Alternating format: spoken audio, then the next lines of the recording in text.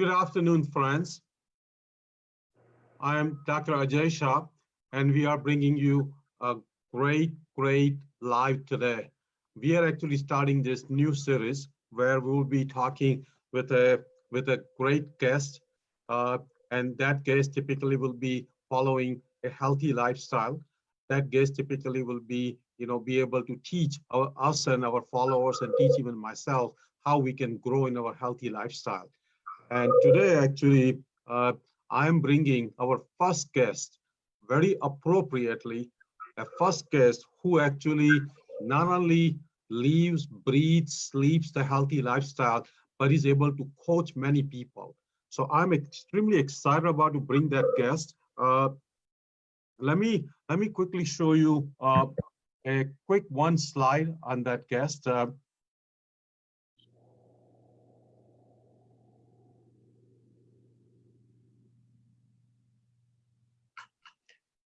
And then we will start talking who that person is. Can you guys see that person? And I'll ask you guys, and I'll ask him also that, anybody guess his age? He looks just so absolutely healthy, so fit, so happy, and just like full of life. So this is the person we're going to talk today. His name is Steve Sharma. He's on Facebook Live with us. So let me tell you, he's a marathoner, has run many marathons, many half marathons. He actually does a regular strength training, mostly calisthenics, his own body weight. He's a regular yoga practitioner.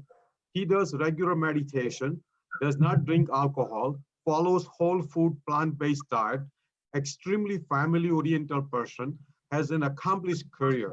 And that's a Steve Sharma. So let's welcome Steve Sharma. Please say hello to him. Hi, Steve. How are you? I'm doing very well. Thank you, Dr. Aajay Shah, for having me. Yeah, so thank you for coming on, and we are very excited. You are our first guest, very appropriately. Actually, to be honest with you, you actually can teach us more than many doctors can teach us, because you live this life. Many doctors don't live this life. So I'm extremely proud of you, extremely excited to have you on our Facebook Live. I appreciate your comments, Dr. Yeah. Aajay Shah. So first of all, where do you live? I live in a suburb of Chicago called Lisle, which is about 25 miles southwest of Chicago. And what kind of work you do? I work for a private equity company for their supply chain management, trying to optimize their supply chain, inventory, service, right stuff at the right place at the right time for the right customer, kind of thing.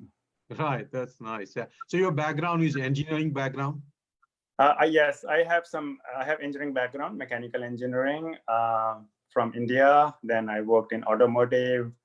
Then also lived in Africa for 4 years, and I've been in US for about 18 years. And yeah, I did business management in US as well from Ohio State. So MBA too. That's great. Yeah, that's a great, very accomplished. So let's start with, where did you grow up? You grew up in India, obviously, right?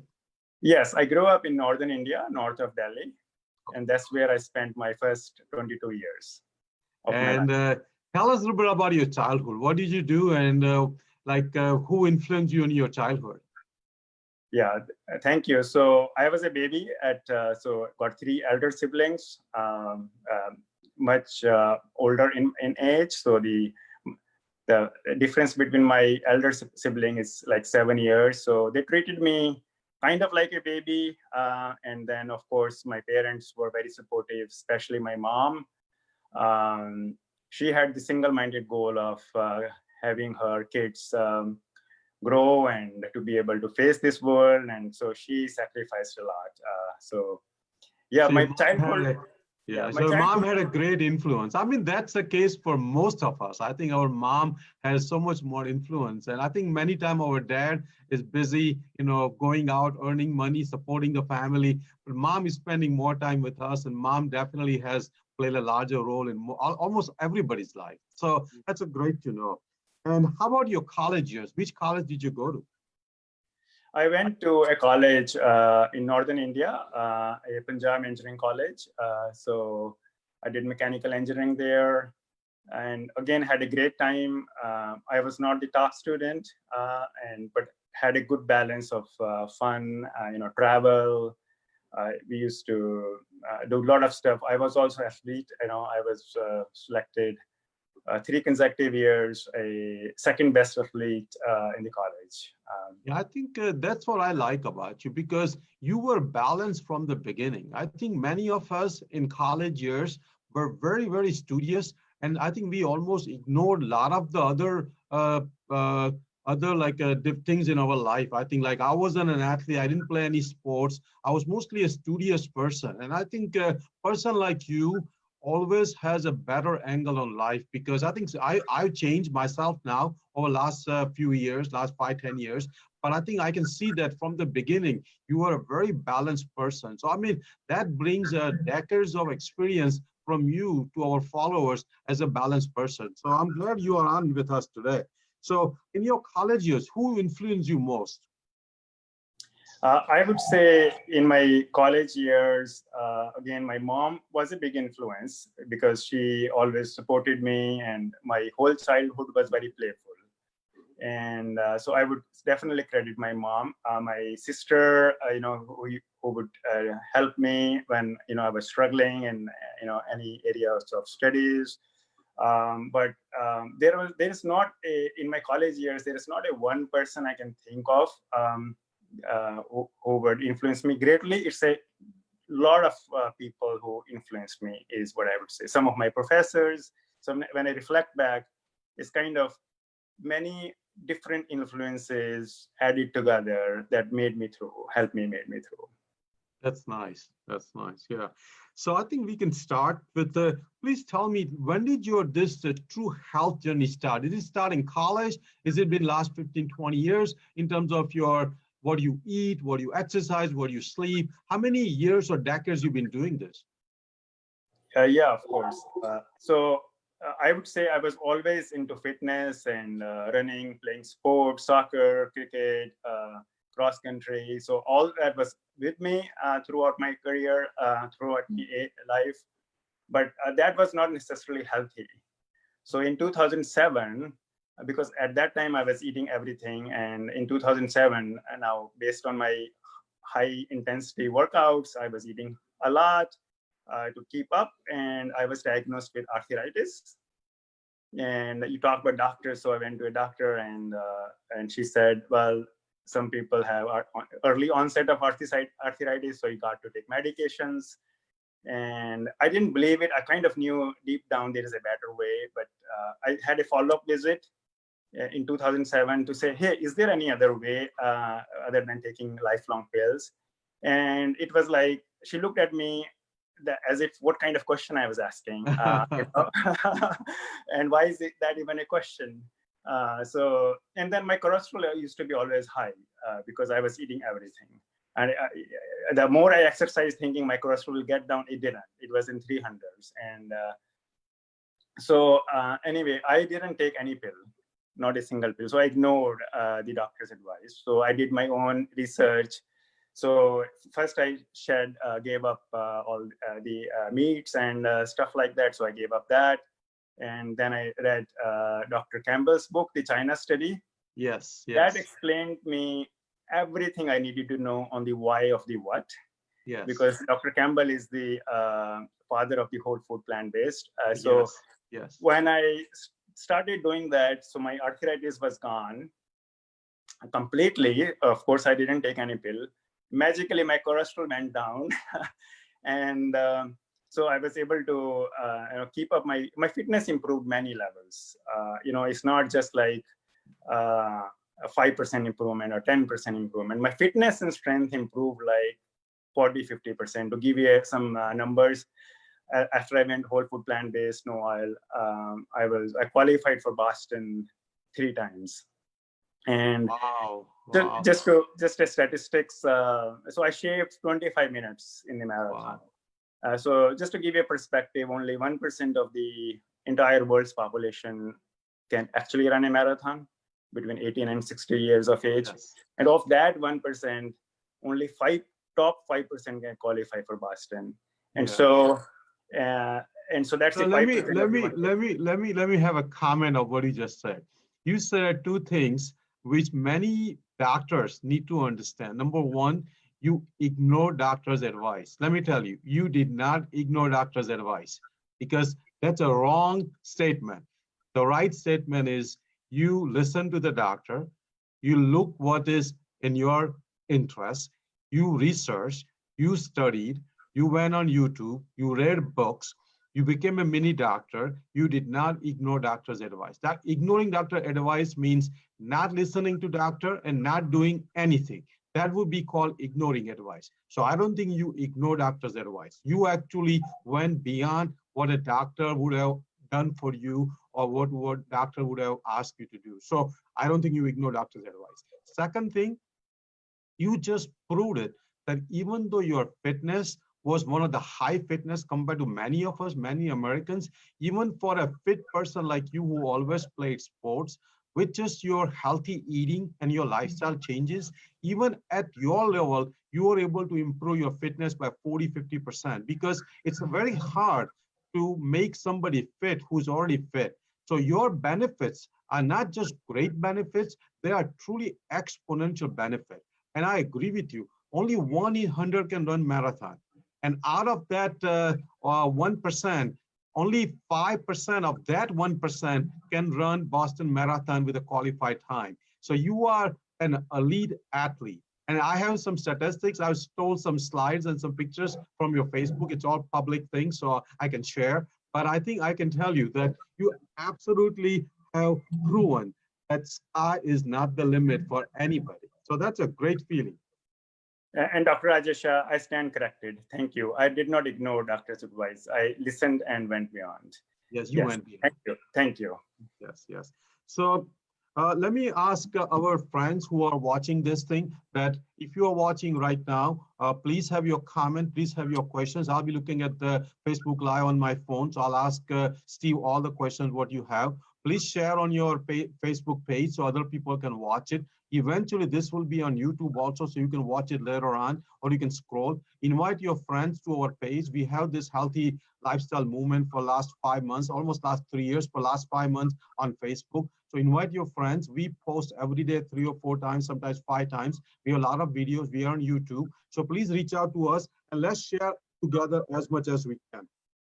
So Steve, please explain what is this whole food, plant-based, no oil eating? For many Americans, that's kind of a foreign way of thinking, even for many people like myself who grew up in India eating mostly vegetarian, and even for people who live in India right now, because we have a lot of Indian followers, even in India, many people who are vegan and vegetarian like my parents are, for them even to understand whole food, plant-based, no oil eating is for them even hard to understand. So please explain, what do you mean by that? Sure. I explain it very simply. So imagine the foods that grow on plants, and those foods, how they look when they are on the plant. So yes, they look like vegetables, they look like fruits, they look like beans, they look like the seeds we get, or the nuts, So all the foods, as taken the way they look, if that's how we bring them in to our kitchens, those are whole foods, plant-based. And I call out oil in particular because oil doesn't grow on plants.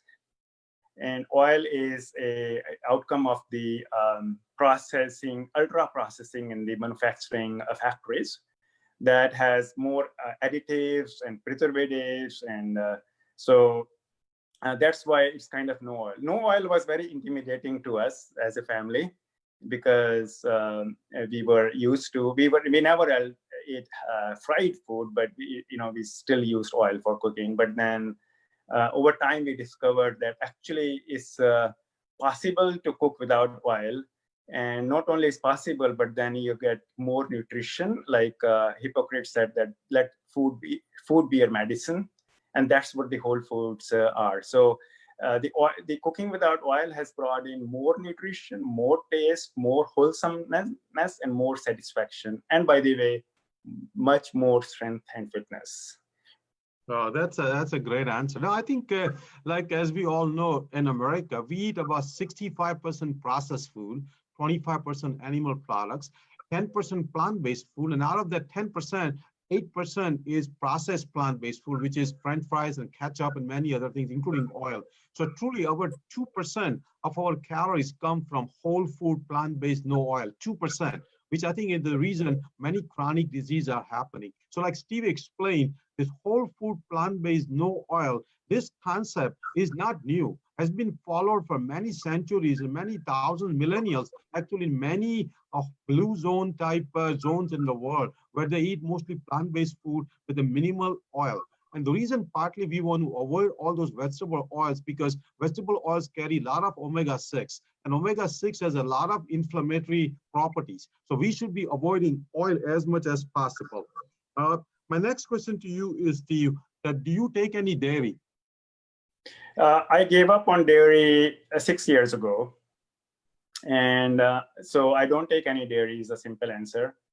So you don't take any cheese, no yogurt, because many times people think that the low fat or no fat yogurt is healthy, but actually I agree with you. Any kind of milk-based product, including even skim milk and yogurt in general are not considered very healthy. Definitely eating cheese is very unhealthy. So how do you make some of your food items without dairy? Do you use non-dairy milk? Yeah, I do use, thank you for asking that. And by the way, the dairy was the main reason for my arthritis. And so we make our own plant-based milks. And actually, if you think about animal milk, it's only cow's milk. But we are able to make an almond milk, a cashew milk, a hemp seed milk, with different flavors. And so we sprout the nuts or seeds and overnight in water. It takes 30 seconds to just throw them in the water. And in the morning, we just mix them in the Vitamix blender. And any high-speed blender will do the job. And a very frothy milk comes out. And so I use chai lattes. I make chai lattes, or I can make any latte there is. And by the way, we also have explored and mastered the technique of making yogurt from the nuts and seeds, which is the greatest multivitamin you can have, and because it has all the micronutrients. And then we also make cheeses, pine nut cheese, cashew cheese, you name it. Yeah. I think one day we will come back in a few months with you and your wife in your kitchen. Maybe you can show us how to make non-dairy milk and also the non-dairy cheese, non-dairy yogurt, because I agree with you. Yogurt, to get the probiotic, the bacteria is very important. So I think I've seen how you make. Actually, you send me a video and you send me pictures how you make your non-dairy milk. So I think we definitely will learn from you maybe next time in a few months when we do this live again with your wife. We'll love to do that after Aajay Shah. Now, my next question is, do you cook? Yes, I would say I do cooking 10 to 20% of the time. My wife Kim is there doing that a lot. And I help her out in cutting the ingredients. But my specialties are more into baking, the desserts, the cakes, even the raw cakes, the cheesecakes, the chai lattes. So I do a lot of the desserty stuff, if you will, or soups. And Kim, my wife Kim, is kind of the whole. She's everywhere. So I'm fortunate and blessed to have her. That's a great teamwork because we need obviously spicy food, we need desserts. So I think you guys two make a great team. I think for us, my wife is a great cook. I cook some, not that much like you do, but I need to get on that. I think I'm going to spend some time doing that. But we definitely will need to bring you on what your specialty dish is, what your wife makes. So we'll do that. May I add something? Yes, please. So I never knew cooking growing up, and I was actually intimidated by even the thought of cooking. But after we went whole food plant-based, I not only have started to love cooking, but also I find it very therapeutic. It's a kind of my release, from a day, just to be there and to be able to appreciate how the whole foods come together and make a very potent and powerful medicine, and which is delicious, by the way, not bitter. So I No, have started. I think you brought up a great point. Actually, someone else has said the same thing. For that person, cooking is not only therapeutic, but cooking is almost like a meditation. Because when we do meditation, many times we are sitting, closing eyes, and trying to meditate. But when you are able to use your hands and mind together, it's almost becomes like an active meditation where your focus is 100% on one action. So you're very mindful. So I agree, cooking can be very therapeutic, and I'm glad you're doing that. I think you can teach all of us. I think you can teach most Indian men how to cook because unfortunately, like you said, when we were growing up, we were not that much exposed, at least not in my time, we were exposed to cook in our kitchen. I think that needs to change. And I think I'm going to change myself. I'm going to start slowly. And I think we will bring more people on board. So that's a great feeling. Now, in terms of the next question, how much sugar, salt you have in your meals? Yeah. So as far as salt is concerned, there is, I would say there is salt, but it's not the table salt we know of. It is the Celtic salt or a pink Himalayan pink salt, which is not processed. So again, it's a matter of not going towards processed food. The only sugar we have, so in the desserts, we do date syrup, the sprouted dates, we a lot. Some of the maple syrup, but the processed sugar, sometimes that's the only thing I haven't moved away is the sugar. And I use that in the chai lattes. And that's the coconut sugar I use. And I am working on to completely eliminate that as well. So I can have as tasty a chai latte without the coconut sugar, which may be very healthy in and by itself by many Yes. standards, but that's still processed. Yes. So Yes. I'm working on mastering that and cracking the code there.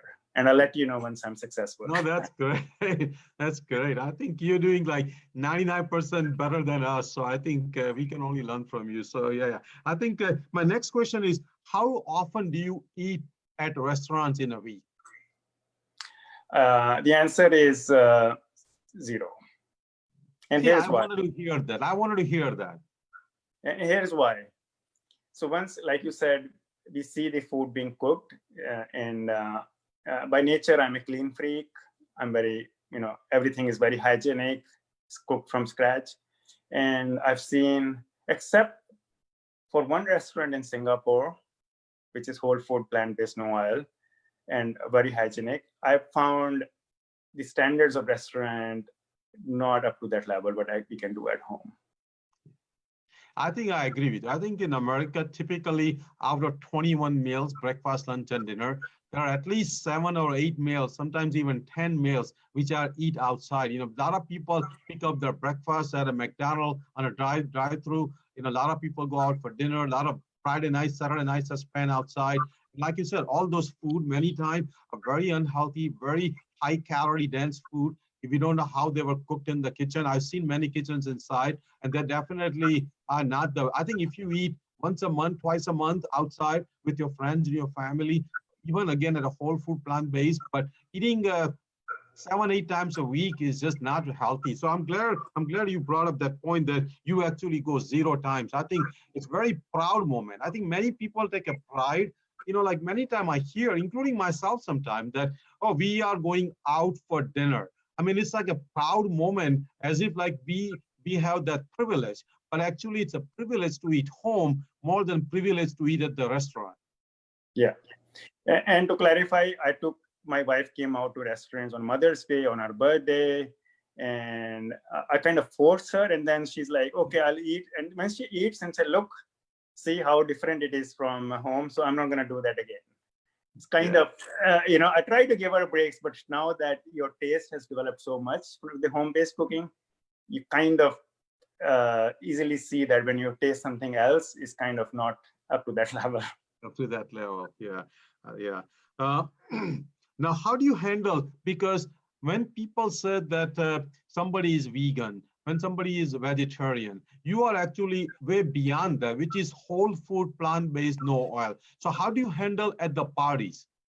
Yeah, so what I do is at the parties, if there is a host, so there are work parties, I will let my organizer know about my needs, because usually everyone is very respectful at work. Sometimes I have to go eat out at a restaurant because a client has called the a party or something. Then what I will do is rather than have the complicated discussion at the restaurant, I'll call ahead, talk to the chef, and they're all ready to go, rock and roll. And they will cook whole food, plant-based. And every restaurant, believe it or not, whether it's a steakhouse, they will be able to do that. Amazing. It's just the power of asking, power of Yes. asking. Many people don't do that. So I'm glad you told our followers that just ask for it and you will receive. Mm-hmm. Yes, well said. Yeah. And they're more than willing to oblige. It's not like, hey, this is a burden. No, the chefs know, and they will use a clean parts and everything, and you don't even smell any contamination. There is no cross contamination. So they oblige. They love to oblige. Oblige. You just have to ask, because that's they love to help people. Yeah, yeah. So my next question to you is, what do you think in terms of the effects of having excessive animal products on our environment and on animal cruelty? It's a very political question, but at the same time, I like to put it on the table because our environment is suffering right now, and obviously animal cruelty is getting worse. I think this COVID-19 possibly came from all the meat products. So again, you can answer as politically as correct as you can, but I personally feel that I'm not wanting everybody to be vegan all 100%, but I want definitely to cut down on the animal products as much as possible. What is your opinion on that? Yeah. So I will answer that in a second about environment and animals, but I want to make another statement, which is before we can be compassionate to environment and animals, we have to be compassionate to ourselves. And by eating animal products, when we kill animals, we kill them quickly, but they also kill us over time, over a long period of time. And whether it's a heart disease, whether it's other degenerative diseases of the West. So first thing is, let's be compassionate to ourselves, which is by ditching those products, we can be healthy, meaning we can age fearlessly and gracefully. And that's what I do. I don't even think about any of these degenerative diseases coming anywhere near me, because I know they can't after reading the book, The Science Behind the China Study and the whole. Now let's talk about environment and animals. So magically, what's good for us, for our well-being, for our bodies, for our mental health, is also good for environment, because there is so much greenhouse gases being emitted, so much water being consumed, and then we are actually polluting the Mother Earth as well with all those agriculture farming, the livestock farming. And so there is that. And then, of course, there is a cruelty to animals. They want to live. They don't want to die. No animal want to die. So the irony of this is that we are not only harming the environment, and with processed food, talk about processed food, 22 million tons of plastic was thrown on this earth. Is that the kind of Mother Earth we want to leave our grandchildren with in 100 years? And so we are just kind of polluting and over-polluting, and it's very quickly come to an head if we don't change our ways. And it's not only good for environment and animals. Actually, I will re-emphasize, it's actually great for us. Who doesn't want to live and age fearlessly and gracefully? And I want to add one more thing. By going whole food, plant-based, no oil, we can actually, every person has the right and responsibility to live 100+ years free of diseases. Everyone has, they can do it. Wow. So that's a great goal you are giving it to us, and great dream you are giving it to us. But like you said, I think if you take care of your body, you can live long. And many blue zones like Okinawa and Nicoya Peninsula and Sardinia, and in Costa Rica and everywhere, I think people are living up to 90s and 100s. And I think in America, last 3 years, longevity has gone down. And that's because of our own fault. I think medical science is advancing, but as human, we are regressing. So again, when people say that longevity went down, it's not because of medical science. Medical science keeps advancing. Matter of fact, if Okinawans can live 100, in 1950, in 2020, with all the advancement, we should be living 120. So I agree with you. I think we should have much bigger goal, much bigger plans. And only way we can do it is we can learn from person like you. So my next question to you is, do you drink alcohol? I don't. So Uh, tell us a little bit about it. Why you don't drink? Many young people drink alcohol, including myself once in a while. What is your, you told me a year ago in a very, very stern, very strong language that nobody should be drinking alcohol. So I want you to hear from you, for myself and for all the people, all the friends who like to have once in a while drink, and definitely people who drink excessively. sure. So here's why. I'll first say that alcohol gives us a high for a couple of hours, and then we have to deal with the hangover. And then we feel lethargic the next day, even if it's 2 or 3 drinks. And then it also degenerates. It's not whole food plant based. But then I get a high 24 hours a day because I do yoga, I do meditation. It's so relaxing. My mind is fertile, it's filled with positive thoughts. And I got a runner's high. Some days I go out on a moonlight night with starry nights. So that high remains with you 24/7, 365 days a year. The high you get from alcohol is temporary, and then it comes with side effects. So that's the first reason why I don't read it, because I get a better high than people get from alcohol. That's amazing. That's one. The other is, damn, this is not good for us. Now, every World Health Organization is saying even 1 drop of oil is not good for you. And sometimes, and the third reason is, Dr. Aajay Shah, why I don't drink alcohol, is it actually reduces our sensitivity and empathy towards others.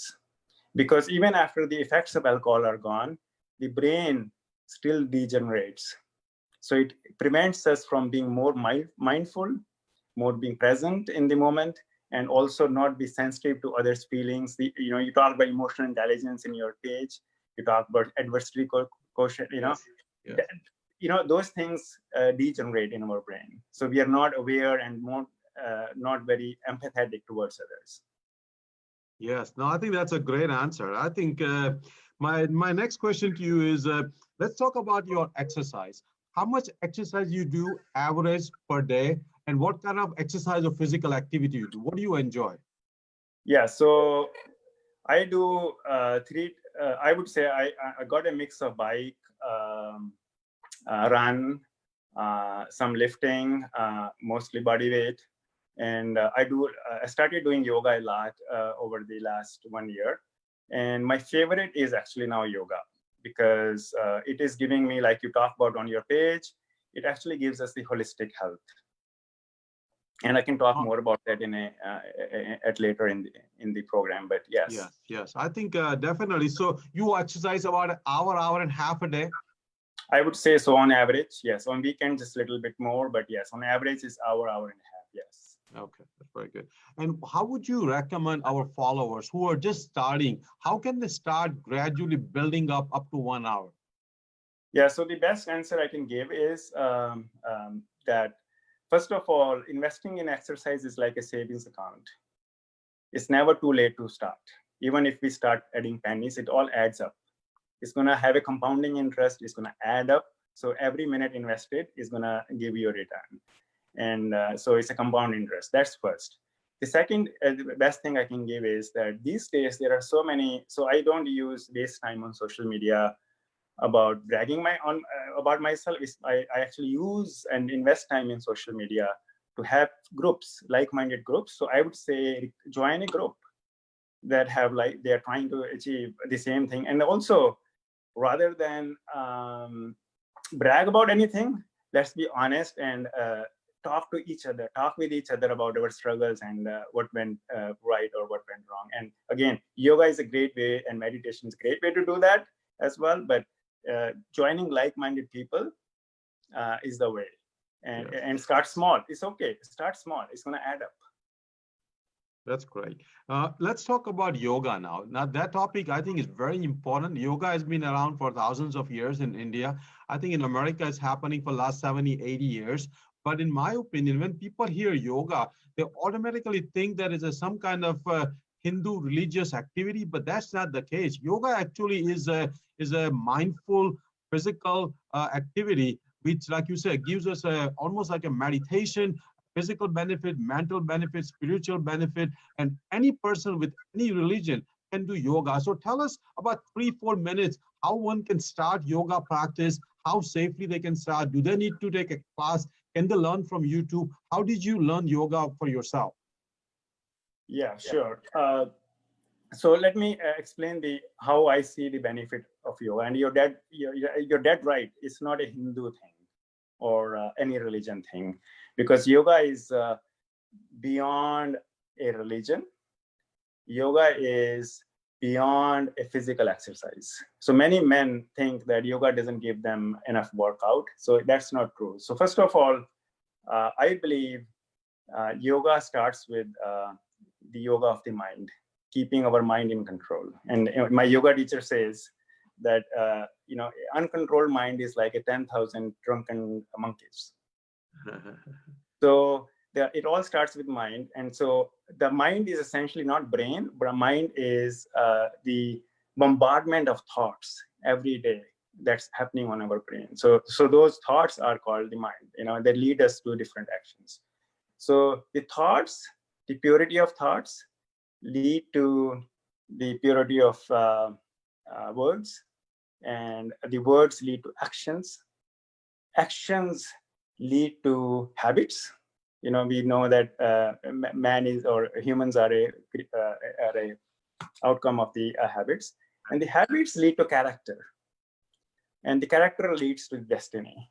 So it all starts there with our thoughts. And I've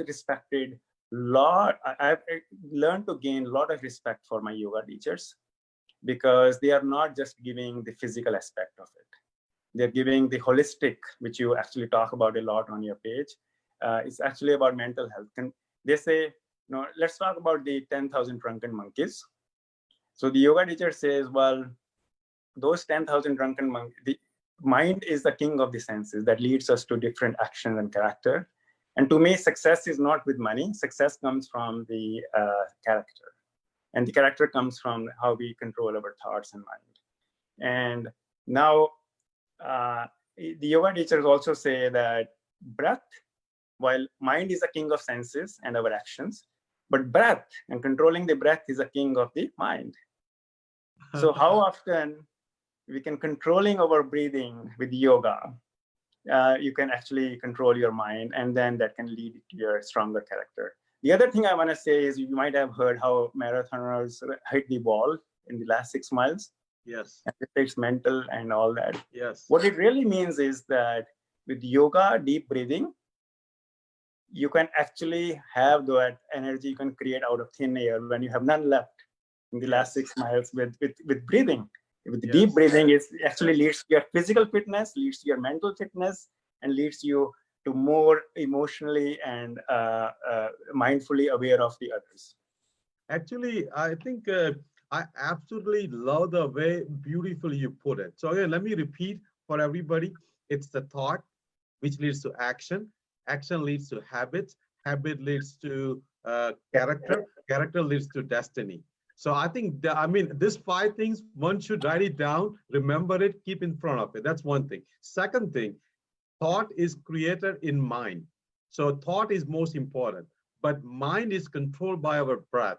And yoga provides you the best breath control, best thought control, best physical activity control. So I think yoga is a combination of everything one needs, more than lifting weights, more than running, more than exercising, more than stretches. I think yoga provides pretty much the complete package for physical activity, mental activity, spiritual activity, and just overall well-being. So I'm glad we talked about yoga. And I think I'm going to look up into yoga more and more. And I think we will bring you back on live where you are actually practicing yoga, and you can show us some yoga moves when we do it next time. Maybe we'll do half an hour in your kitchen, half an hour in your yoga room. That would be great. Do you work out with friends, or do you work out by yourself? Actually, I work out with friends as much as I can. So at work, I founded a running club, and it grew from 1 person to 2 to 4 to 6, and now we got like 16 or 18 people running before COVID. And in my prior employer also we had a running club. And then I am also a member of Chicago Area Runners Association, and I make great friends from there. So I always like to work out with friends, and also I encourage my family. They come along. Sometimes they will do a bike ride with me. I'm run, and so I like to be social when I can. And it's not always possible, especially in winter. But then in winter I'm going solo. It's just amazing. Let me stop for a second. Again, people who are watching this live, please share on your page so other people can watch it with us. If you are on our page, just like us our page, and invite your friends to like our page. We are also going to be on YouTube. This video will be on YouTube by tonight, by tomorrow. So watch on the YouTube again if you have to. So far, I've been learning a lot from Steve. We all are learning. We can learn probably for next 50 years from Steve. So we'll keep bringing him back on. But please share on your page. Let me show everybody what else Steve is doing. Give me 1 second.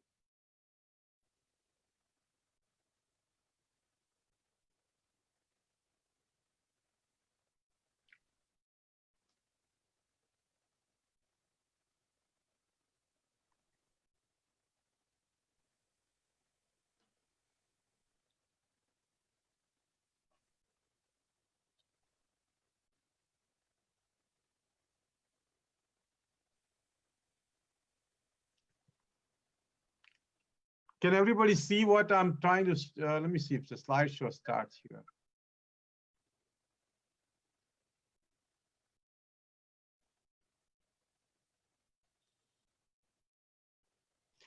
Here's Steve finishing after his Chicago Marathon. You can see here how young, how healthy, how perfect he looks. This is, you can see, nobody can see his, how old he's. Just pretty impressive pictures. I stole these pictures from his Facebook page, so anybody can see more of him on Facebook page. This is his great family. Just a happy, everybody has a smile on their face. So just a great family person. This is again out in the nature.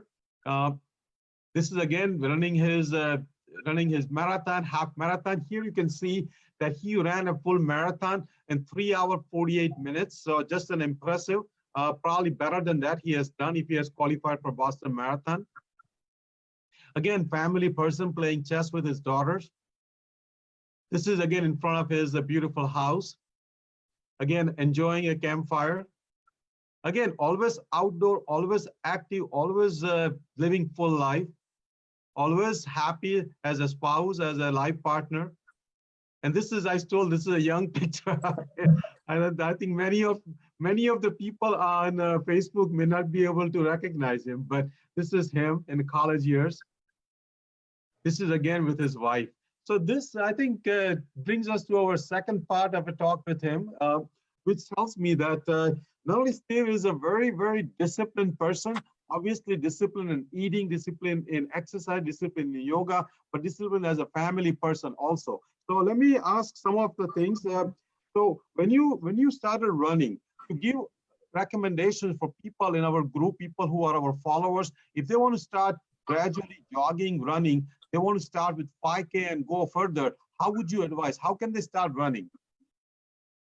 I would say, actually, there is a book I read, Born to Run, but the humans are naturally born to run or walk. That comes natural to us.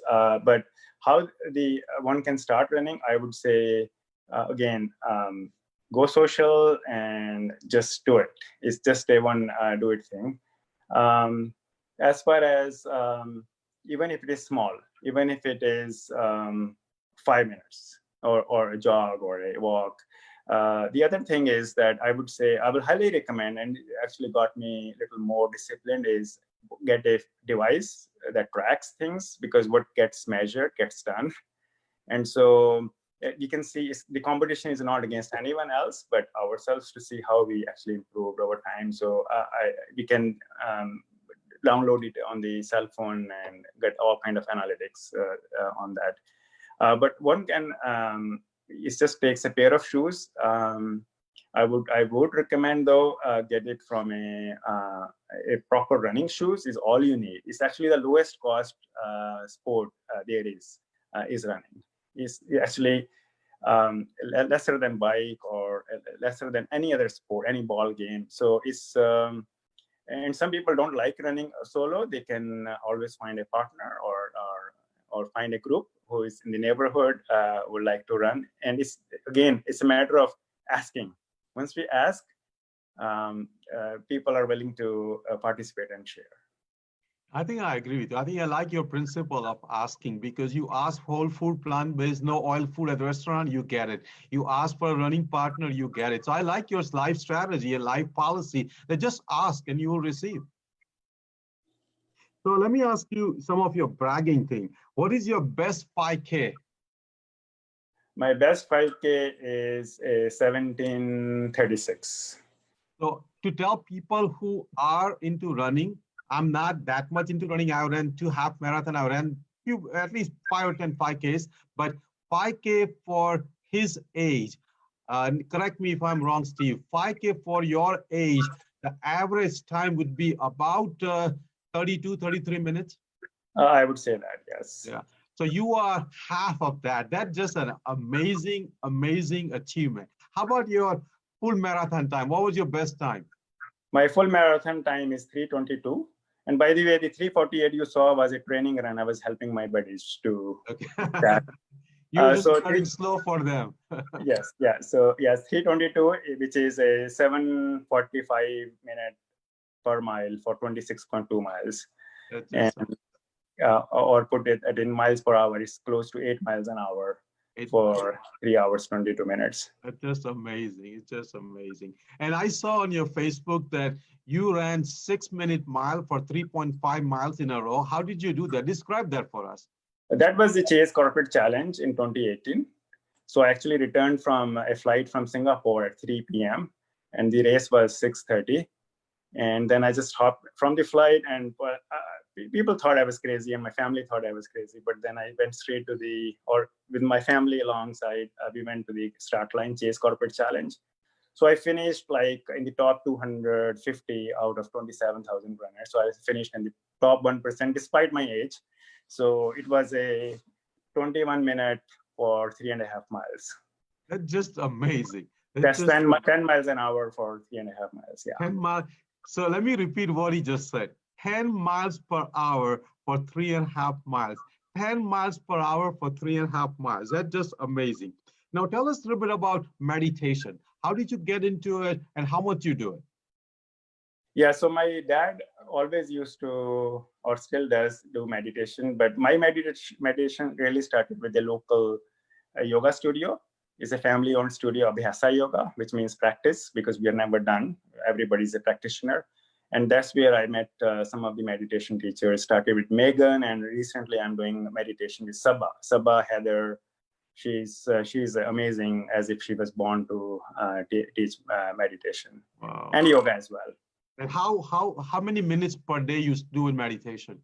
I do the mindful meditation with the yoga teacher will be like 30 minutes 3 times a week. Okay. Then I have my own meditation schedule, which I do more mantra meditation, which is I do by myself. I don't do it with a teacher. So mantra meditation is where you recite a word or something, yeah, and sure. You just meditate on that word. Yeah, right. It's just to purify. Yeah, chanting, like a chanting. Like a chanting. Yeah. All right. Now, the next question I have, you talked about that you had arthritis. If you want to share, it's only up to you. Tell us a little bit about your blood sugar or blood glucose. I think you had A1C done one time you showed me, and your cholesterol. How did that come down, and how good the numbers are now? Yeah, the numbers are great because my blood sugar is in control always, even though at my peak of my training, I'm at a 5,000 calorie a day diet, 5,000 calorie a day. So, so my blood sugar is in control. My cholesterol is under 150, and cholesterol is under 1. Let me repeat. Cholesterol is under 150. That's just an amazing, amazing feat. Even cholesterol medication cannot lower that. So that's just an impressive thing. Yeah, thank you. And so last year, so I visit my doctor, family doctor, once every 2 years, and very soon, the moment he sees my blood work at my age, there is a reversal of role happens. He starts asking me, how do I achieve this? And so that's very amazing. But that is just such a, I remember like when I was in medical school, some of my classmates were so smart that the professors actually became their students. Same way for us, you are like our teacher, Steve. That's just amazing because, I think I always tell my patients and I always tell my friends and I always tell myself that human body, like every day, every person is actually healing the body or hurting the body. So every person every day is a doctor, is a scientist, is a cook, is a caretaker. I mean, every person is like that. So you are experimenting with your body as if like you are in a big medical lab. So just don't underestimate what you can learn from experimenting on yourself, from reading, from watching YouTube videos, watching live like this, listening to the lectures, going to the seminars. So I think what you have done, Steve, is very commendable. Many doctors are not even organized in learning about lifestyle. Most doctors actually get 5 hours of education on nutrition, 5 hours. So they don't know much about whole food plant-based. They don't know much about eating. They don't get much education about physical activity. They don't get education on sleep. They don't get education on meditation or stress management. So many doctors, unfortunately, are not trained. And many doctors don't do it themselves to be a role model. So I think person like you has actually gone beyond most doctors can take their patient to. So I think I'm glad we brought you on. Let me bring you the next question. Um, uh, I think you already mentioned that, but I'm going to ask you one more time. You said that everybody should be living 100. What do you see? Do you see 100? Do you see 120? And if that's the case, at 100, what things you see yourself seeing in terms of physical thing, mental thing, spiritual thing? So at 100, I want you to describe what would you be doing at 100? Sure. By the way, I want to clarify, I said 100, but I didn't want to sound too bombastic, but I really believe it's 150, Dr. Aajay Shah. I really believe the human heart is designed to last 150 years, fearlessly and gracefully. So what I see at 100 is, so right now, my fitness is, I still do a 5-minute mile. I can do, my fitness is like a 21-year-old. So it's the company called Forever 21 is just in theory. You can actually be, so I'm, of course, I don't mean, yes, I've aged, but my fitness age is still in the top peak condition of a 20-year-old, according to my Garmin app that I use. So what I see at 100 is I want to, once I retire from my householder duties and my corporate life, I want to help people like yourself, like you're doing, and spread the message of health, nutrition, and meditation and yoga, and kind of try to touch the world if I can. And also, I like to continue my competitive athletics. So I like to, participate in senior Olympics, and one day get a gold medal in 800 meters. Oh my God. Oh, we are going to be rooting for you. We're going to be, just take us on your journey and we'll be rooting for you at 100. So I think, I think there is a Indian marathoner, I think a Punjabi guy who is above 100, who has ran a London marathon, right? Correct. Yeah. It's called Faja Singh, I think. Yes. So yes, he has. And he is the first ever, he set a world record on marathon for 90 plus years. And now he also ran a marathon at 100. Yes. Yeah. Yeah. So I think we will be seeing you there too. Hopefully I'll be alive. So my next question to you is, who are your top 3 role models so far in your life? Your mom is definitely one of them. Who are the other 2?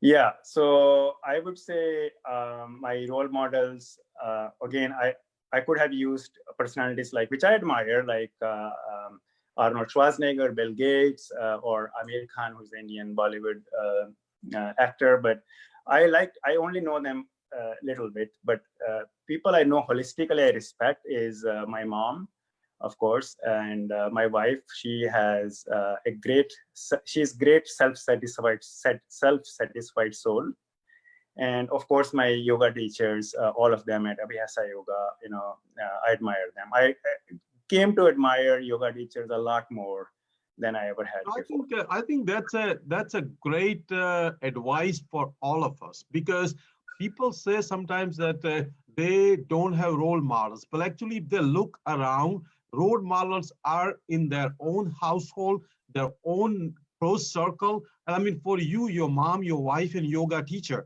and anybody can help those role models. We don't need some mega fancy presidents or generals or billionaires or scientists. We can have role models which are within our own circle. So I'm glad you mentioned that. And I'm very proud of all your three role models. I've seen your wife. I mean, she's lovely. She has a, great personality, great smile always. She's very happy, satisfied soul. So I think we will definitely have her in the kitchen next time when we do it, and you with the yoga. So my next question is, and some of the yoga teachers I may mention, Sarah, Claudine, Valerie, Lara, and Sabah. Yes. Nice. I want to mention their names. I think we will bring them on too. Now, the next question is, what top 3 books you recommend to read? Yeah, so one book really that helped me to be more mindful of others is The Journey Home by a monk, Radhana Swami. Another book is the Monk Who Sold His Ferrari. It's written by Dr. Robin Sharma. Actually, my last name, I don't have any relationship with him. Yes. And the third book is a life-changing book, is The China Study, The Whole by Dr. Campbell. Yeah. Those are. So again, the first book was Coming Home. What did you say? The Journey Home. I'm sorry. Journey Home. First book is Journey Home. Second book is The Monk Who Sold His Ferrari. That's by Robin Sharma. I read that book many times. And Robin Sharma has many books, actually. Even the 5 a.m. Club is equally good book. So I agree with you. And the third book is The China Study, or The Whole, from T. Colin Campbell. All great books. And the last question for some of our fun-loving people, what top 3 movies you recommend? Hindi or English, any top 3 movies? So top 3 movies I'll recommend is The Pursuit of Happiness. Yes. Unbroken or Shawshank Redemption. Yes. Because they all overcame adversity, and which is everyone has the potential to overcome adversity. And the third movie is a Hindi movie I'll recommend, 3 Idiots. 3 Idiots. That's a great movie. Yeah. The 3 Idiots will actually bring tears of joy, not tears of sorrow. I think you can. Is it on Netflix? Yes, it is. With English subtitles, right? Correct. Yes, it's a I definitely recommend all our followers and friends to watch 3 Idiots. I've seen that 2-3 times, and it's on Netflix, so you can watch it with English subtitles. It's a great movie, a story about 3 friends, how they succeed in life versus succeeding just materially. I think it's very important that we not only grow in a material sense, but we also grow as a whole human being, not just for ourselves, our family, our neighbors, our community, nation, world, even the universe. So I agree with all 3 great movies. The next question to you, which is very current topic, is that how did you handle COVID-19 crisis for yourself and for your family? And how did you grow despite of this crisis? Yeah, thank you. So initially I started to watch the news, and then I gave up on that, but with extra care, wearing a mask, even though, and assume everybody has it, including myself, to be respectful to each other. And so wearing a mask when going grocery, and being outdoors. And when I am running, I'm very mindful that I am more than 12 feet away if I'm overtaking a runner or a biker or whatever. So we try to have that care. And how it has grown, of course, I feel sorry for the people who lost their lives, but it has given me more time to be introspective and to be more meditative, and to actually see it's a time to actually make a change in this world. And somebody said, I don't remember who, that new businesses will sprung up after this COVID, and some older ones will become dinosaurs, and that's okay. Just like fall, another quote from my yoga teacher: the fall, the trees shed their leaves, and in spring new leaves come. So we are in that season. Yes. Yes, no, that's a great answer. I think it's a lesson for all of us from you to learn. So let me ask you, you've been watching our page, you've been seeing what we are doing for last 5 months. What do you like about our page? And would you recommend your friends and followers to join our movement? I absolutely will recommend your page to all my friends and family, just because the reason is this page is not just about physical health.